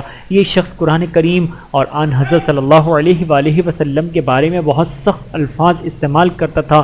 اسی طرح کچھ آگے چل کر آپ نے عقبہ بن ابی معیط کے قتل کا حکم فرمایا۔ یہ بھی بہت فتنہ پرور تھا۔ اس نے ایک بار آپ صلی اللہ علیہ وآلہ وسلم کے چہرے انور پر تھوکنے کی کوشش بھی کی تھی، اور ایک بار حضور اکرم صلی اللہ علیہ وآلہ وسلم کو نماز میں سجدے کی حالت میں دیکھ کر اس نے آپ صلی اللہ علیہ وآلہ وسلم کی گردن پر اونٹ کی اوج لا کر رکھ دی تھی۔ حضور اکرم صلی اللہ علیہ وآلہ وسلم نے اس سے ارشاد فرمایا تھا، مکے سے باہر میں جب بھی تجھ سے ملوں گا تو اس حالت میں ملوں گا کہ تلوار سے تیرا سر قلم کر دوں گا۔ اس کے بعد حضور اکرم صلی اللہ علیہ وآلہ وسلم آگے روانہ ہوئے اور پھر مدینہ منورہ کے قریب پہنچ گئے۔ یہاں لوگ مدینہ منورہ سے باہر نکل آئے تھے تاکہ حضور اکرم صلی اللہ علیہ وآلہ وسلم اور مسلمانوں کا استقبال کر سکیں اور فتح کی مبارکباد دے سکیں۔ پھر آپ صلی اللہ علیہ وآلہ وسلم مدینہ منورہ میں داخل ہوئے تو شہر کی بچیوں نے دف بجا کر استقبال کیا۔ وہ اس وقت یہ گیت گا رہی تھی، ہمارے سامنے 14ویں کا چاند طلوع ہوا ہے، اس نعمت کے بدلے ہم پر ہمیشہ اللہ تعالیٰ کا شکر ادا کرنا واجب ہے۔ دوسری طرف مکہ معظمہ میں قریش کی شکست کی خبر پہنچی۔ خبر لانے والے نے پکار کر کہا، لوگوں، عتبہ اور شیبہ قتل ہو گئے، ابو جہل اور امیہ بھی قتل ہو گئے، اور قریش کے سرداروں میں سے فلاں فلاں بھی قتل ہو گئے، فلاں فلاں گرفتار کر لیے گئے۔ یہ خبر وحشت ناک تھی۔ خبر سن کر ابو لہب گھسیٹتا ہوا باہر آیا۔ اسی وقت ابو سفیان بن حارثہ رضی اللہ تعالیٰ عنہ وہاں پہنچے۔ یہ حضور اکرم صلی اللہ علیہ وآلہ وسلم کے چچا زاد بھائی بھی تھے، اس وقت مسلمان نہیں ہوئے تھے۔ یہ بدر میں مشرکین کی طرف سے شریک ہوئے تھے۔ ابو لہب نے انہیں دیکھتے ہی پوچھا، میرے نزدیک آؤ اور سناؤ کیا خبر ہے۔ قیدیوں کی رہائی۔ ابو سفیان نے جواب میں میدان جنگ کی جو کیفیت سنائی اور وہ یہ تھی، خدا کی قسم بس یوں ہی سمجھ لو کہ جیسے ہی ہمارا دشمن سے ٹکراؤ ہوا، ہم نے گویا اپنی گردنیں ان کے سامنے پیش کر دیں اور انہوں نے جیسا چاہا ہمیں قتل کرنا شروع کر دیا، جیسے چاہا گرفتار کیا۔ پھر بھی میں قریش کو الزام نہیں دوں گا کیونکہ ہمارا واسطہ جن لوگوں سے پڑا ہے وہ سفید رنگ کے تھے اور سیاہ اور سفید گھوڑوں پر سوار تھے۔ وہ زمین آسمان کے درمیان پھر رہے تھے۔ اللہ کی قسم ان کے سامنے کوئی چیز ٹھہرتی نہیں تھی۔ ابو رافع رضی اللہ تعالیٰ عنہ کہتے ہیں، یہ سنتے ہی میں نے کہا، تب تو خدا کی قسم وہ فرشتے تھے۔ میری بات سنتے ہی ابو لہب غصے میں آ گیا۔ اس نے پوری طاقت سے تھپڑ میرے منہ پر دے مارا، پھر مجھے اٹھا کر پٹک دیا اور میرے سینے پر چڑھ کر مجھے بے تحاشا مارنے لگا۔ وہاں میری مالکن یعنی ام فضل بھی موجود تھی۔ انہوں نے ایک لکڑی کا پایا اٹھا کر اتنے زور سے ابو لہب کو مارا کہ اس کا سر پھٹ گیا۔ ساتھ ہی ام فضل نے سخت لہجے میں کہا، تو اسے اس لیے کمزور سمجھ کر مار رہا ہے کہ اس کا آقا یہاں موجود نہیں ہے۔ اس طرح ابو لہب ذلیل ہو کر وہاں سے رخصت ہوگا۔ جنگ بدر میں اس قدر ذلت آمیز شکست کے بعد ابو لہب 7 روز سے زیادہ زندہ نہ رہا، طاعون میں مبتلا ہو کر مر گیا۔ اسے دفن کرنے کی جرت بھی کوئی نہیں کر رہا تھا۔ آخر میں اسی حالت میں اس کی لاش سڑنے لگی، شدید بدبو پھیل گئی۔ تب اس کے بیٹوں نے ایک گڑھا کھودا اور لکڑی کے ذریعے اس کی لاش کو گڑھے میں دھکیل دیا، پھر دور ہی سے سنگ باری کر کے اس گڑھے کو پتھروں سے پاٹ دیا۔ اس شکست پر مکے کی عورتیں نے کئی ماہ تک اپنے قتل ہونے والوں کا سوگ منایا۔ اس جنگ میں اسود بن زمعہ نامی کافر کی 3 اولادیں یہ ہلاک ہوئی تھیں۔ یہ وہ شخص تھا کہ مکے میں جب حضور اکرم صلی اللہ علیہ وآلہ وسلم کو دیکھتا تھا تو آپ صلی اللہ علیہ وآلہ وسلم کا مذاق اڑایا کرتا تھا اور کہتا تھا، لوگوں تو دیکھو، تمہارے سامنے روئے زمین کے بادشاہ پھر رہے ہیں جو قیصر و کسرا کے ملکوں کو فتح کریں گے۔ اس کی تکلیف دہ باتوں پر آپ صلی اللہ علیہ وآلہ وسلم نے اسے اندھا ہونے کی بددعا دی تھی۔ اس بددعا سے وہ اندھا ہو گیا تھا۔ بعض روایت میں آتا ہے کہ آپ صلی اللہ علیہ وآلہ وسلم نے اس کے اندھا ہونے اور اس کی اولاد کے ختم ہو جانے کی بددعا فرمائی تھی۔ اللہ تعالیٰ نے آپ صلی اللہ علیہ وآلہ وسلم کی دعا قبول فرمائی، چنانچہ پہلے وہ اندھا ہوا، پھر اس کی اولاد غزوہ بدر میں ماری گئی۔ جنگ کے بعد آپ صلی اللہ علیہ وآلہ وسلم وسلم نے قیدیوں کے بارے میں مشورہ فرمایا۔ حضرت ابوبکر صدیق رضی اللہ تعالیٰ عنہ کا مشورہ تھا کہ ان کو فدیہ لے کر رہا کر دیا جائے۔ حضرت عمر رضی اللہ تعالیٰ عنہ کی رائے یہ تھی کہ انہیں قتل کر دیا جائے۔ آپ صلی اللہ علیہ وآلہ وسلم نے بعض مصلحتوں کے تحت حضرت ابوبکر صدیق رضی اللہ تعالیٰ عنہ کا مشورہ پسند فرمایا اور ان لوگوں کی جان بخش دی، ان سے فدیہ لے کر انہیں رہا کر دیا۔ تاہم اس سلسلے میں اللہ تعالیٰ نے حضرت عمر رضی اللہ تعالیٰ عنہ کی رائے کو پسند کرتے ہوئے سورۃ الانفال کی آیت نمبر 67 نازل فرمائی۔ ان آیات میں اللہ تعالیٰ نے واضح کیا کہ ان قیدیوں کو قتل کیا جانا چاہیے تھا۔ بدر کے قیدیوں میں حضور نبی کریم صلی اللہ علیہ وآلہ وسلم کی بیٹی حضرت زینب رضی اللہ تعالیٰ عنہ کے خاوند ابو العاص رضی اللہ تعالیٰ عنہ بھی تھے، جو اس وقت تک مسلمان نہیں ہوئے تھے۔ اس وقت حضرت زینب رضی اللہ تعالیٰ عنہ مکے میں تھی۔ جب زینب کو معلوم ہوا کہ فدیہ لے کر رہا کرنے کا فیصلہ ہوا ہے تو انہوں نے شوہر کے فدیے میں اپنا ہار بھیج دیا۔ یہ ہار حضرت زینب رضی اللہ تعالیٰ عنہ کو ان کی والدہ حضرت خدیجہ رضی اللہ تعالیٰ عنہ نے ان کی شادی کے موقع پر دیا تھا۔ فدیے میں یہ ہار ابو العاص رضی اللہ تعالیٰ عنہ کا بھائی لے کر آیا تھا۔ اس نے ہار حضور اکرم صلی اللہ علیہ وآلہ وسلم کی خدمت میں پیش کیا۔ ہار کو دیکھ کر آن حضرت صلی اللہ علیہ وآلہ وسلم کی آنکھوں میں سے آنسو آ گئے۔ حضرت خدیجہ رضی اللہ تعالیٰ عنہ یاد آ گئی۔ حضور اکرم صلی اللہ علیہ وآلہ وسلم نے صحابہ کرام رضی اللہ عنہم سے فرمایا، تم مناسب سمجھو تو زینب کے شوہر کو رہا کر دوں اور اس کا یہ ہار بھی واپس کر دوں۔ صحابہ رضی اللہ عنہم نے فوراً کہا، ضرور یا رسول اللہ۔ چنانچہ ابو العاص کو رہا کر دیا گیا اور حضرت زینب رضی اللہ تعالیٰ عنہ کا ہار لوٹا دیا گیا۔ البتہ آپ نے ابو العاص رضی اللہ تعالیٰ عنہ سے یہ وعدہ لیا تھا کہ مکہ جاتے ہی وہ زینب کو مدینہ بھیج دیں گے۔ انہوں نے وعدہ کر لیا۔ یہاں یہ بھی واضح رہے کہ حضرت زینب کی شادی ابو العاص سے اس وقت ہوئی تھی جب حضور اکرم صلی اللہ علیہ وآلہ وسلم نے اسلام کی دعوت شروع نہیں کی تھی۔ جب حضور اکرم صلی اللہ علیہ وآلہ وسلم نے اسلام کی دعوت شروع کی تو مشرکین نے ابو العاص پر زور دیا تھا کہ وہ حضرت زینب کو طلاق دے دیں، لیکن انہوں نے ایسا کرنے سے انکار کر دیا تھا۔ البتہ ابو لہب کے دونوں بیٹوں نے حضور اکرم صلی اللہ علیہ وآلہ وسلم کی بیٹیوں حضرت رقیہ اور حضرت کلثوم رضی اللہ تعالیٰ عنہم کو طلاق دے دی تھی۔ ابھی ان کا صرف نکاح ہوا تھا، رخصتی نہیں ہوئی تھی۔ جب نبی کریم صلی اللہ علیہ وآلہ وسلم کو معلوم ہوا تھا کہ ابو العاص نے مشرکوں کا مطالبہ ماننے سے انکار کر دیا ہے تو حضور اکرم صلی اللہ علیہ وآلہ وسلم نے ان کے حق میں دعا فرمائی تھی۔ ابو العاص غزوہ بدر کے کچھ عرصے بعد مسلمان ہو گئے تھے۔ حضرت زینب رضی اللہ تعالیٰ عنہا کو لانے کے لیے مدینہ منورہ سے حضرت زید بن حارثہ کو بھیجا گیا۔ ابو العاص نے وعدے کے مطابق انہیں ان کے ساتھ بھیج دیا۔ اس وقت تک حجاب کا حکم نازل نہ ہوا تھا۔ اس طرح وہ مدینہ آ گئیں۔ راستے میں کافروں نے رکاوٹ بننے کی کوشش کی تھی، لیکن ابو العاص کے بھائی ان کے راستے میں آ گئے اور مشرک ناکام رہے۔ قیدیوں میں حضرت خالد بن ولید کے بھائی ولید بن ولید رضی اللہ تعالیٰ عنہ بھی تھے۔ انہیں ان کے بھائی حشام اور خالد بن ولید نے رہا کرایا، ان کا فدیہ ادا کیا۔ جب وہ انہیں لے کر مکہ پہنچے تو وہاں انہوں نے اسلام قبول کر لیا۔ اس پر ان کے بھائی بہت بگڑے۔ انہوں نے کہا، اگر تم نے مسلمان ہونے کا ارادہ کر لیا تھا تو وہیں مدینہ میں کیوں مسلمان نہیں ہو گئے؟ سازش ناکام ہو گئی۔ بھائیوں کی بات کے جواب میں حضرت ولید رضی اللہ تعالیٰ عنہ بولے، میں نے سوچا اگر میں مدینہ منورہ میں مسلمان ہو گیا تو لوگ کہیں گے میں قید سے گھبرا کر مسلمان ہو گیا ہوں۔ اب انہوں نے مدینہ منورہ ہجرت کا ارادہ کیا تو ان کے بھائیوں نے انہیں قید کر دیا۔ حضور اکرم صلی اللہ علیہ وآلہ وسلم کو یہ بات معلوم ہوئی تو ان کے لیے قنوت نازلہ میں رہائی کی دعا کی۔ آخر ایک دن ولید بن ولید رضی اللہ تعالیٰ عنہ مکے سے نکل بھاگنے میں کامیاب ہو گئے اور آپ صلی اللہ علیہ وآلہ وسلم کے پاس مدینہ منورہ پہنچ گئے۔ ایسے ہی ایک قیدی حضرت وہب بن عمیر جو بعد میں اسلام لائے نے بھی غزوہ بدر میں مسلمانوں سے جنگ کی تھی اور کافروں کو شکست کے بعد میں قیدی بنا لیے گئے تھے۔ وہب بن عمیر کے والد کا نام عمیر رضی اللہ تعالیٰ عنہ تھا۔ ان کے ایک دوست تھے صفوان۔ ان دونوں دوستوں کا تعلق مکے کے شہر سے تھا۔ دونوں اس وقت تک اسلام نہیں لائے تھے اور مسلمانوں کے بدترین دشمن تھے۔ ایک روز یہ دونوں حجر اسود کے پاس بیٹھے تھے۔ دونوں بدر میں قریش کی شکست کے بارے میں باتیں کرنے لگے، قتل ہونے والے بڑے بڑے سرداروں کا ذکر کرنے لگے۔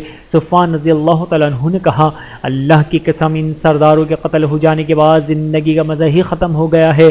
یہ سن کر عمیر نے کہا، تم سچ کہتے ہو، خدا کی قسم اگر مجھ پر ایک شخص کا قرضہ نہ ہوتا اور مجھے اپنے پیچھے بیوی بچوں کا خیال نہ ہوتا تو میں محمد صلی اللہ علیہ وآلہ وسلم کے پاس پہنچ کر انہیں قتل کر دیتا۔ معاذ اللہ، میرے پاس وہاں پہنچنے کی وجہ بھی موجود ہے۔ میرا اپنا بیٹا وہب ان کی قید میں ہے، وہ بدر کی لڑائی میں شریک تھا۔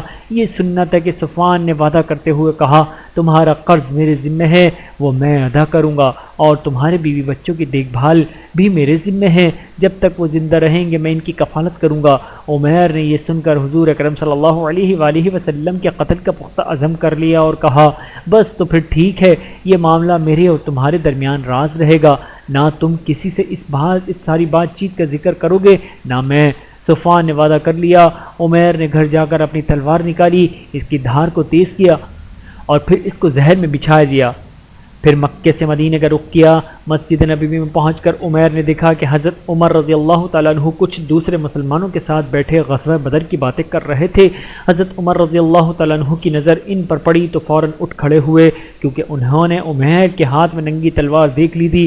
انہوں نے کہا یہ خدا کا دشمن ضرور کسی برے ارادے سے آیا ہے۔ پھر وہ فوراً وہاں سے نبی کریم صلی اللہ علیہ وآلہ وسلم کے حجرہ مبارک میں گئے اور عرض کیا اللہ کے رسول، خدا کا دشمن عمیر ننگی تلوار لیے آیا ہے۔ حضور اکرم صلی اللہ علیہ وآلہ وسلم نے ارشاد فرمایا عمر اسے میرے پاس اندر لے آؤ۔ حضرت عمر رضی اللہ تعالیٰ عنہ فوراً باہر نکلے، تلوار کا پٹکا پکڑ کر انہیں اندر کھینچ لائے۔ اس وقت وہاں کچھ انصاری بھی موجود تھے۔ حضرت عمر نے ان سے فرمایا تم لوگ بھی میرے ساتھ اندر آ جاؤ، کیونکہ مجھے اس کی نیت پر شک ہے۔ چنانچہ وہ بھی اندر آ گئے۔ آن حضرت صلی اللہ علیہ وآلہ وسلم نے جب دیکھا کہ حضرت عمر رضی اللہ تعالیٰ عنہ عمیر کو اس طرح پکڑ کر لا رہے ہیں تو آپ صلی اللہ علیہ وآلہ وسلم نے فرمایا عمر اسے چھوڑ دو، عمیر آگے آ جاؤ۔ چنانچہ عمیر آپ صلی اللہ علیہ وآلہ وسلم کے قریب آ گئے اور جاہلیت کے آداب کی طرح صبح بخیر کہا۔ حضور اقدس صلی اللہ علیہ وآلہ وسلم نے ارشاد فرمایا عمیر ہمیں اسلام نے تمہارے اس سلام سے بہتر سلام عنایت فرمایا ہے جو جنت والوں کا سلام ہے، اب تم بتاؤ کس لیے آئے ہو؟ عمیر بولے میں اپنے قیدی بیٹے کے سلسلے میں بات کرنے آیا ہوں۔ اس پر آپ صلی اللہ علیہ وآلہ وسلم نے ارشاد فرمایا پھر اس تلوار کا کیا مطلب؟ سچ بتاؤ کس لیے آئے ہو؟ عمیر بولے میں واقعی اپنے بیٹے کی رہائی کے سلسلے میں آیا ہوں، کیونکہ حضرت عمیر کے ارادے سے متعلق اللہ تعالیٰ نے حضور اکرم صلی اللہ علیہ وآلہ وسلم کو بذریعہ وحی پہلے ہی سے ہی بتا دیا تھا، اس لیے آپ صلی اللہ علیہ وآلہ وسلم نے ارشاد فرمایا نہیں عمیر یہ بات نہیں، بلکہ بات یہ ہے کہ کچھ دن پہلے تم اور صفوان حجر اسود کے پاس بیٹھے تھے اور تم دونوں اپنے مقتولوں کی باتیں کر رہے تھے، ان مقتولوں کی جو بدر کی لڑائی میں مارے گئے تھے اور جنہیں ایک گڑھے میں ڈال دیا گیا تھا۔ اس وقت تم نے صفوان سے کہا تھا کہ اگر تمہیں کسی کا قرض نہ ادا کرنا ہوتا اور پیچھے تمہیں اپنے بیوی بچوں کی فکر نہ ہوتی تو میں جا کر محمد صلی اللہ علیہ وآلہ وسلم کو قتل کر دیتا۔ اس پر صفوان نے کہا تھا اگر تم یہ کام کر ڈالو تو قرض کی ادائیگی وہ کر دے گا اور تمہارے بیوی بچوں کا خیال بھی وہی رکھے گا، ان کی کفالت کرے گا، مگر اللہ تعالیٰ نے تمہارا ارادہ پورا نہیں ہونے دیں گے۔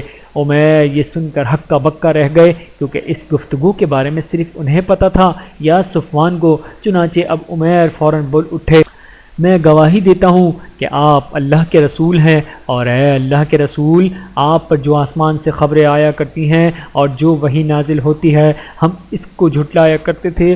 جہاں تک اس معاملے کا تعلق ہے تو اس وقت حجر اسود کے پاس میرے اور صفوان کے سوا کوئی تیسرا شخص موجود نہیں تھا اور نہ ہی ہماری گفتگو کی کسی کو خبر ہے، کیونکہ ہم نے رازداری کا عہد کیا تھا، اس لیے اللہ کی قسم آپ کو اللہ تعالیٰ کے سوا کوئی اس بات کی خبر نہیں دے سکتا۔ بس حمد و ثنا ہے اس ذات باری تعالیٰ کے لیے جس نے اسلام کی طرف میری رہنمائی کی اور ہدایت فرمائی اور مجھے اس راستے پر چلنے کی توفیق فرمائی۔ اس کے بعد عمیر رضی اللہ تعالیٰ عنہ نے کلمہ پڑھا اور مسلمان ہو گئے۔ تب حضور اکرم صلی اللہ علیہ وآلہ وسلم نے صحابہ کرام رضی اللہ عنہم سے فرمایا اپنے بھائی کو دین کی تعلیم دو اور انہیں قرآن پاک پڑھاؤ اور ان کے قیدی کو رہا کر دو۔ صحابہ کرام رضی اللہ عنہم نے فوراً حکم کی تعمیل کی۔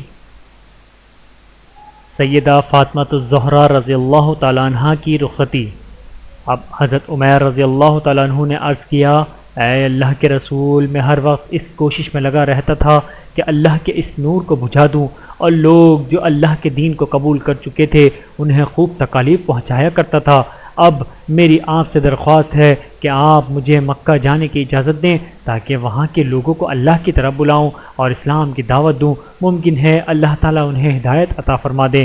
حضور اکرم صلی اللہ علیہ وآلہ وسلم نے انہیں مکہ جانے کی اجازت دے دی، چنانچہ یہ واپس مکہ گئے۔ ان کی تبلیغ سے ان کے بیٹے وہب رضی اللہ تعالیٰ عنہ بھی مسلمان ہو گئے۔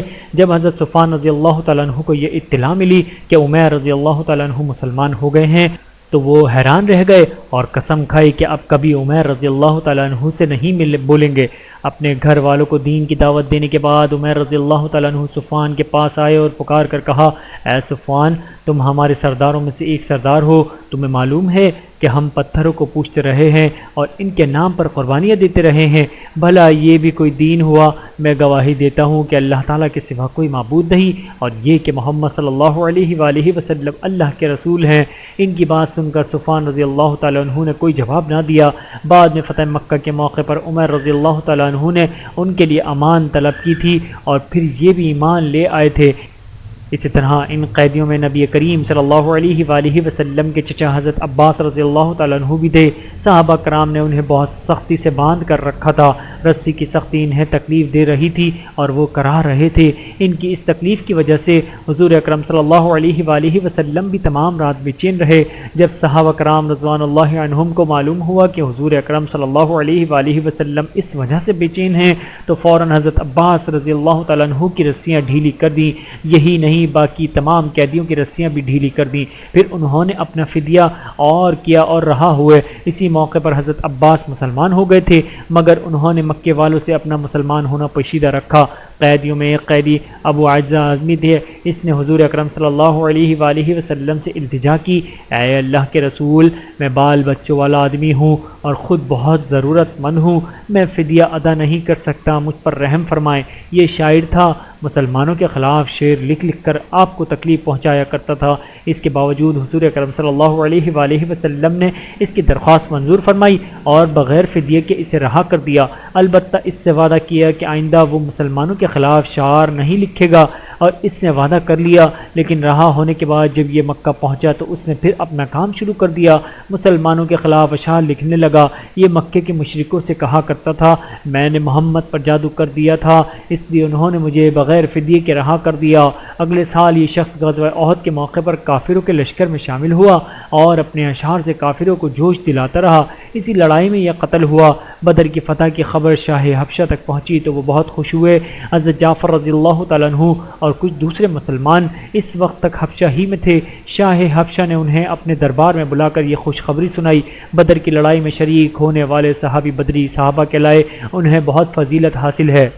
حضرت ابو ہریرہ رضی اللہ تعالیٰ عنہ سے روایت ہے کہ آن حضرت صلی اللہ علیہ وآلہ وسلم نے ارشاد فرمایا، اللہ تعالیٰ نے اصحاب بدر پر اپنا خاص فضل و کرم فرمایا ہے اور ان سے کہہ دیا ہے کہ جو چاہو کرو، میں تمہارے گناہ معاف کر چکا، یا یہ فرمایا کہ تمہارے لیے جنت واجب ہو چکی ہے، مطلب یہ کہ ان کے سابقہ گناہ تو معاف ہو ہی چکے ہیں، آئندہ بھی اگر ان سے کوئی گناہ ہوئے تو وہ بھی معاف ہیں۔ غزوہ بدر کے بعد آپ صلی اللہ علیہ وآلہ وسلم نے اپنی چھوٹی بیٹی حضرت فاطمہ الزہرا رضی اللہ تعالیٰ عنہ کی شادی حضرت علی رضی اللہ تعالیٰ عنہ سے کر دی۔ شادی سے پہلے آپ صلی اللہ علیہ وآلہ وسلم نے حضرت فاطمہ سے پوچھا، بیٹی تمہارے چچا زاد بھائی علی کی طرف سے تمہارا رشتہ آیا ہے، تم اس بارے میں کیا کہتی ہو؟ حضرت فاطمہ خاموش رہیں، گویا انہوں نے کوئی اعتراض نہ کیا۔ تب حضور نبی کریم صلی اللہ علیہ وآلہ وسلم نے حضرت علی رضی اللہ تعالیٰ عنہ کو بلایا اور ان سے پوچھا، تمہارے پاس کیا کچھ ہے، یعنی شادی کے لیے کیا انتظام ہے؟ انہوں نے جواب دیا، میرے پاس صرف ایک گھوڑا اور ایک ذرہ ہے۔ یہ سن کر آپ صلی اللہ علیہ وآلہ وسلم نے ارشاد فرمایا، گھوڑا تو تمہارے لیے ضروری ہے، البتہ تم ذرہ کو فروخت کر دو۔ حضرت علی رضی اللہ تعالیٰ عنہ نے وہ ذرہ 480 درہم میں فروخت کر دی اور رقم لا کر آپ صلی اللہ علیہ وآلہ وسلم کی خدمت میں پیش کر دی۔ اس سلسلے میں ایک روایت یہ بھی ہے کہ جب حضرت عثمان رضی اللہ تعالیٰ عنہ کو پتہ چلا کہ شادی کے سلسلے میں حضرت علی اپنی ذرہ بیچ رہے ہیں تو انہوں نے فرمایا، یہ ذرہ اسلام کے شہسوار علی کی ہے، یہ ہرگز فروخت نہیں ہونی چاہیے۔ پھر انہوں نے حضرت علی رضی اللہ تعالیٰ عنہ کے غلام کو بلایا اور انہیں 400 درہم دیتے ہوئے کہا، یہ درہم اس ذرہ کے بدلے میں علی کو دے دیں۔ ساتھ ہی انہوں نے ذرہ بھی واپس کر دی۔ بہرحال اس طرح شادی کا خرچ پورا ہوا۔ حضور نبی کریم صلی اللہ علیہ وآلہ وسلم نے حضرت علی اور حضرت فاطمہ کے نکاح کا خطبہ پڑھا۔ پھر آپ صلی اللہ علیہ وآلہ وسلم نے دونوں کے لیے یہ دعا فرمائی۔ غزوہ بدر کے بعد غزوہ بنی قنیقہ پیش آیا۔ قنیقہ یہودیوں کے ایک قبیلے کا نام تھا۔ یہودیوں میں یہ لوگ سب سے زیادہ جنگجو شمار ہوتے تھے۔ مدینہ منورہ میں آمد کے بعد نبی کریم صلی اللہ علیہ وآلہ وسلم نے یہودیوں سے صلح کا معاہدہ فرمایا تھا۔ معاہدے میں طے ہوا تھا کہ یہ لوگ کبھی آپ صلی اللہ علیہ وآلہ وسلم کے مقابلے پر نہیں آئیں گے اور نہ آپ صلی اللہ علیہ وآلہ وسلم کے دشمنوں کو کوئی مدد کریں گے۔ جن لوگوں سے معاہدہ ہوا ان میں یہ 3 قبیلے شامل تھے، بنی قنیقہ، بنی قریظ اور بنی نذیر۔ معاہدے کی ایک شرط یہ تھی کہ اگر کوئی دشمن مسلمانوں پر حملہ کرے گا تو یہ تینوں قبیلے مسلمانوں کی پوری مدد کریں گے، ان کا ہر طرح ساتھ دیں گے۔ لیکن ان لوگوں نے معاہدے کی خلاف ورزی کی۔ انہوں نے ایک مسلمان عورت سے بدتمیزی کی۔ ان کی بدتمیزی کو پاس سے گزرتے ہوئے ایک صحابی نے دیکھ لیا۔ انہوں نے اس یہودی کو قتل کر دیا۔ یہ دیکھ کر محلے کے یہودیوں نے مل کر ان صحابی کو شہید کر دیا۔ اس خبر کے پھیلنے پر وہاں اور مسلمان جمع ہو گئے۔ یہودیوں کے خلاف پہلا جہاد۔ حضور نبی کریم صلی اللہ علیہ وآلہ وسلم کو اس واقعے کی اطلاع ہوئی تو آپ نے یہودیوں کو جمع کر کے ان سے فرمایا، اے یہودیوں، تم اللہ تعالیٰ کی طرف سے ایسی تباہی سے بچنے کی کوشش کرو جیسی بدر کے موقع پر قریش پر نازل ہوئی ہے، اس لیے تم مسلمان ہو جاؤ۔ تم جانتے ہو کہ میں اللہ کی طرف سے بھیجا ہوا رسول ہوں اور اس حقیقت کو تم اپنی کتاب میں درج پاتے ہو۔ اس پر یہودیوں نے کہا، اے محمد، آپ شاید یہ سمجھتے ہیں کہ ہم آپ کی قوم کی طرح ہیں، اس دھوکے میں نہ رہیے گا، کیونکہ اب تک آپ کو ایسے قوم سے سابقہ پڑا ہے جو جنگ اور اس کے طریقے نہیں جانتے، لہٰذا آپ نے انہیں آسانی سے زیر کر لیا۔ لیکن اگر آپ نے ہم سے جنگ کی تو خدا کی قسم آپ کو پتہ چل جائے گا کہ کیسے بہادری سے پالا پڑا ہے۔ ان کی یہ الفاظ کہنے کی وجہ دراصل یہ تھی کہ یہ لوگ جنگجو اور عسکری فنون کے بہت ماہر تھے، پھر یہودیوں میں سب سے زیادہ دولت مند تھے، ہر قسم کا بہترین اسلحہ ان کے پاس تھا، ان کا قلعہ بھی بہت مضبوط تھے۔ ان کے الفاظ پر اللہ تعالیٰ کی طرف سے سورہ آل عمران کی آیات نازل ہوئی۔ ترجمہ، اے نبی، آپ ان سے کہہ دیجئے کہ بہت جلد تم مسلمانوں کے ہاتھوں شکست کھاؤ گے اور آخرت میں جہنم کی طرف جمع کر کے لے جائے جاؤ گے، اور وہ جہنم بہت برا ٹھکانہ ہے۔ اس دھمکی کے بعد بنی قنیقہ قلعہ بند ہو گئے۔ آن حضرت صلی اللہ علیہ وآلہ وسلم اپنے صحابہ کرام رضی اللہ عنہم کے ساتھ ان کے قلعوں کی طرف روانہ ہوئے۔ آپ صلی اللہ علیہ وآلہ وسلم کا پرچم اس غزوے میں سفید رنگ کا تھا اور حضرت حمزہ رضی اللہ تعالیٰ عنہ کے ہاتھ میں تھا۔ ان کے قلعوں کی طرف روانہ ہونے سے پہلے آپ صلی اللہ علیہ وآلہ وسلم نے حضرت ابو لبابہ کو مدینہ منورہ میں اپنا قائم مقام مقرر فرمایا۔ آپ صلی اللہ علیہ وآلہ وسلم نے یہودی بستیوں کا محاصرہ کر لیا۔ یہ محاصرہ بہت سخت تھا، 15 دن تک جاری رہا۔ آخر اللہ تعالیٰ نے ان یہودیوں کے دلوں میں مسلمانوں کا رعب طاری کر دیا۔ وہ اس محاصرے سے تنگ آ گئے۔ حالانکہ ان یہودیوں میں اس وقت تقریباً 700 جنگجو تھے۔ اب انہوں نے درخواست کی کہ ہم یہاں سے نکل جانے کے لیے تیار ہیں، شرط یہ ہے کہ انہیں نکل جانے کا راستہ دیا جائے، اس صورت میں وہ یہاں سے ہمیشہ کے لیے چلے جائیں گے۔ ساتھ ہی انہوں نے کہا کہ ہمارے ساتھ ہماری عورتیں اور بچوں کو بھی جانے دیا جائے، مال، دولت اور ہتھیار وغیرہ وہ یہیں چھوڑ جائیں گے۔ حضور اکرم صلی اللہ علیہ وآلہ وسلم نے ان کی یہ بات منظور فرما لی، انہیں نکل جانے کا راستہ دے دیا۔ اس طرح مسلمانوں کے ہاتھ بے تحاشا مال غنیمت آیا۔ یہودیوں کو مدینہ منورہ سے نکل جانے کے لیے 3 دن کی مہلت دی گئی۔ یہ لوگ وہاں سے نکل کر ملک شام کی ایک بستی میں جا بسے۔ ایک روایت کے مطابق 1 سال بھی نہیں گزرا تھا کہ وہ سب کے سب ہلاک ہو گئے۔ یہ حضور اکرم صلی اللہ علیہ وآلہ وسلم کی بد دعا کا اثر تھا۔ غزوہ بنو قنیقہ کے بعد چند چھوٹے چھوٹے غزوات اور ہوئے، اور کچھ دنوں بعد حضور اکرم صلی اللہ علیہ وآلہ وسلم نے حضرت زینب بن خزیمہ رضی اللہ تعالیٰ عنہ اور پھر حضرت زینب بن حجش رضی اللہ تعالیٰ عنہ سے نکاح فرمایا۔ حضرت زینب بن حجش رضی اللہ تعالیٰ عنہ کا پہلا نکاح حضرت زید بن حارثہ رضی اللہ تعالیٰ عنہ سے ہوا تھا۔ یہ حضور اقدس صلی اللہ علیہ وآلہ وسلم کے منہ بولے بیٹے تھے۔ ان دونوں میں نہ بنا سکی، لہٰذا طلاق ہو گئی، اور اس کے بعد آپ صلی اللہ علیہ وآلہ وسلم نے ان سے نکاح فرمایا۔ یہ نکاح اللہ تعالیٰ نے آسمان پر فرمایا تھا، اور اس بارے میں آپ صلی اللہ علیہ وآلہ وسلم پر وحی نازل ہوئی تھی۔ جب وحی نازل ہوئی تو آپ صلی اللہ علیہ وآلہ وسلم نے حضرت عائشہ صدیقہ رضی اللہ تعالیٰ عنہ سے فرمایا، زینب کو جا کر خوشخبری سنا دو، اللہ تعالیٰ نے آسمان پر ان سے میرا نکاح کر دیا ہے۔ اس بارے میں اللہ تعالیٰ نے سورۃ الاحزاب میں آیت بھی نازل فرمائی تاکہ لوگ شک و شبہ نہ کرے کہ آپ صلی اللہ علیہ وآلہ وسلم نے اپنے منہ بولے بیٹے کی طلاق شدہ بیوی سے نکاح کیا ہے۔ دراصل عرب کے جہالت زدہ معاشرے میں منہ بولے بیٹے کو حقیقی بیٹے کی طرح محرم سمجھا جاتا تھا اور اس کی طلاق شدہ بیوی سے شادی ناجائز سمجھی جاتی تھی، ساتھ ساتھ اس سے وراثت میں بھی حصہ ملتا تھا۔ اسلام نے اس فرسودہ رسم کو بالکل ختم کر دیا۔ اس کی ابتدا حضور اکرم صلی اللہ علیہ وآلہ وسلم نے کی۔ آپ صلی اللہ علیہ وآلہ وسلم نے اپنے صحابہ رضی اللہ عنہم کو دعوت ولیمہ بھی کھلائی۔ اسی روز پردے کی آیت نازل ہوئی۔ 3 ہجری میں غزوہ احد پیش آیا۔ احد پہاڑ مدینہ منورہ سے 2 میل کے فاصلے پر ہے۔ اس پہاڑ کے بارے میں آن حضرت صلی اللہ علیہ وآلہ وسلم کا ارشاد مبارک ہے، یہ احد ہم سے محبت کرتا ہے اور ہم اس سے محبت کرتے ہیں۔ جب تم اس کے پاس سے گزرو تو اس کے درختوں کا پھل تبرک کے طور پر کھا لیا کرو، چاہے تھوڑا سا ہی کیوں نہ کھاؤ۔ غزوہ احد کیوں ہوا؟ اس کا جواب یہ ہے کہ غزوہ بدر میں کافروں کو بدترین شکست ہوئی۔ کافر جمع ہو کر اپنے سردار حضرت ابو سفیان رضی اللہ تعالیٰ عنہ کے پاس آئے اور ان سے کہا، بدر کی لڑائی میں ہمارے بے شمار آدمی قتل ہوئے ہیں، ہم ان کے خون کا بدلہ لیں گے۔ آپ تجارت سے جو مال کما کر لاتے ہیں، اس مال کے نفع سے جنگ کی تیاری کی جائے۔ ابو سفیان ان کی بات منظور کر لی اور جنگ کی تیاریاں زور و شور سے شروع ہو گئی۔ کہا جاتا ہے کہ سامان تجارت سے جو نفع ہوتا تھا وہ 50,000 دینار تھا۔ غزوہ بدر میں حضور اکرم صلی اللہ علیہ وآلہ وسلم نے ابو حمزہ شاعر کو فدیہ لیے بغیر رہا کر دیا تھا اور اس سے اقرار لیا تھا کہ وہ مسلمانوں کے خلاف شعر نہیں کہے گا۔ اب جب جنگ کی تیاریاں شروع ہوئیں تو لوگوں نے اس سے کہا، تم اپنے شعر سے جوش پیدا کرو۔ پہلے تو ابو حمزہ نے انکار کیا کیونکہ وہ حضور اکرم صلی اللہ علیہ وآلہ وسلم کے سامنے وعدہ کر آیا تھا، لیکن پھر وعدہ خلافی پر اتر آیا اور شعر کہنے لگا۔ آخر قریشی لشکر مکہ معظمہ سے نکلا اور مدینہ منورہ کی طرف روانہ ہوا۔ قریش کے لشکر میں عورتیں بھی تھیں۔ یہ عورتیں بدر میں مارے جانے والوں کا نوحہ کرتی جاتی تھیں۔ اس طرح یہ اپنے مردوں میں جوش پیدا کر رہی تھیں۔ انہیں شکست کھانے یا میدان جنگ سے بھاگ جانے پر شرم دلا رہی تھیں۔ قریش کی جنگی تیاریوں کی اطلاع حضور اکرم صلی اللہ علیہ وآلہ وسلم کے چچا حضرت عباس رضی اللہ تعالیٰ عنہ نے بھیجی۔ انہوں نے یہ اطلاع ایک خط کے ذریعے دی۔ خط لے جانے والے نے 3 دن رات مسلسل سفر کیا اور یہ خط آپ صلی اللہ علیہ وآلہ وسلم تک پہنچایا۔ آپ صلی اللہ علیہ وآلہ وسلم اس وقت قباء میں تھے۔ ویڈیو دیکھنے کا بہت شکریہ۔ مزید ویڈیوز دیکھنے کے لیے ہمارے چینل کو سبسکرائب کریں۔ اگر ویڈیو پسند آئے تو لائک کریں۔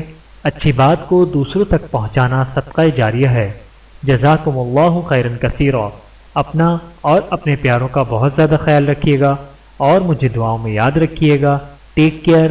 اللہ حافظ۔